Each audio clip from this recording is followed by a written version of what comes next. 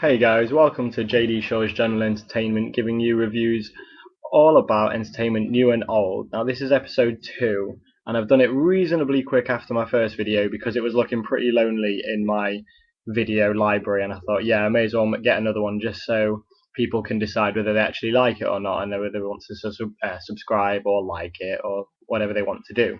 So first of all, I want to give a shout out to my sister who watched this, called Stephanie, and she was like giving me really nice advice about, yeah, you need to say this, that, and the other, and do this, that, and the other. And my friend Simon Oliver, who's already given me advice about what programs to get, which I'm going to do that so I can play some games and show you some previews and things straight away.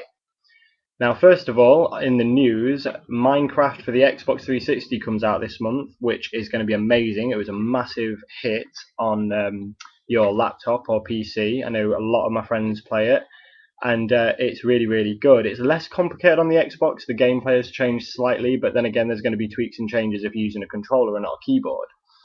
Also, what's coming out this year is GTA 5, which is going to be phenomenal no matter what, because Rockstar are one of my favourite game makers, and they make GTA, GTA 4, Red Dead Redemption, and they actually started on the Sega Mega Drive making Lemmings. How would anyone know that if any of you are old enough like me to remember that game?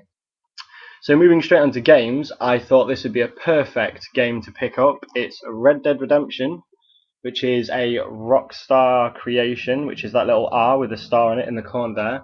Absolutely amazing game, phenomenal storyline, really, really, really good. Definitely give it a try. It should be quite cheap these days, and it's got amazing DLC. And the DLC was so good, you can also buy it in the shops as well. It's called Undead Nightmare. Definitely advise that. Also, GTA 4, I may as well say that since Rockstar is out, is really, really good.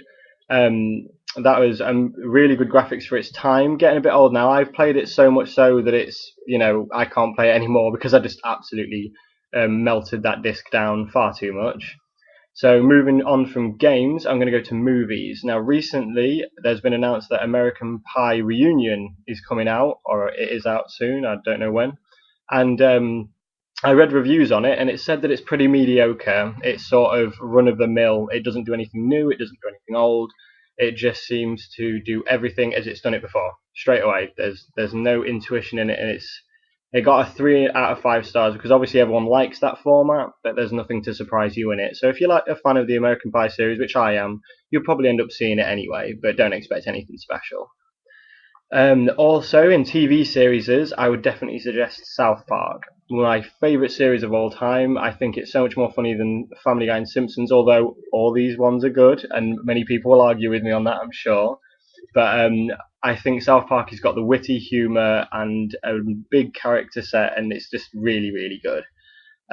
Music-wise, I think I'm going to suggest Prodigy this week because Prodigy is one of the best bands ever made. It's been around so long now. It's got staying power, obviously. And what's really random that I noticed that you can listen to a really old Prodigy song, like Voodoo People, and all these really old good Prodigy songs, and they sound just as good today as they did 10 years ago. They don't sound old or dated or rated. They're just really, really good, and that's what Prodigy are really good at. They just sound fresh and new, regardless of when you listen to them again. So, and now on to books. Now, this is what I wanted to get on because my first comment was about this, and someone who was a big Harry Potter fan, who's one of my friends, wrote that who would you be? What would you do? Like, personally, I prefer the Slytherin class. I'd definitely be in Slytherin. Um, my cousin Ben Black has literally just shown me a T-shirt that he's got of Gryffindor, so I'm going to presume that's the one he'd want to be in. Oh yeah. My favourite spell is in the 4th movie. It's not even in the books, but it goes Periculum, which is where he shoots those red sparks in the maze, and I just think it sounds really nice. Periculum, just a really cool word. I do like that. And if I was a character in it, I'd have to be Buckbeak, the hippogriff, because I think that's really cool. You could fly and stuff and be really big and whatever.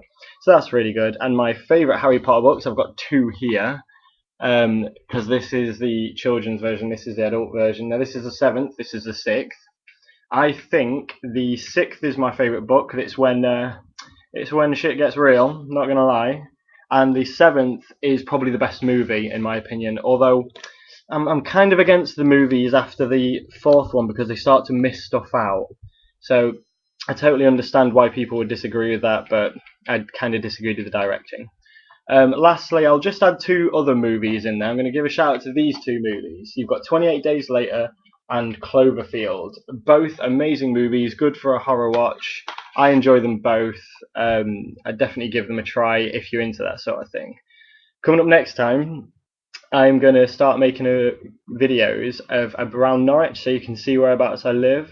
And I'm also going to be talking about Disney movies because let's face it, all of us have seen a Disney movie at some time or other, and all of us have our favourite ones and our least favourite ones, and when we decided they got bad or good, and Pixar related things. So watch this space, and hopefully it will be a fun time. See you guys next time.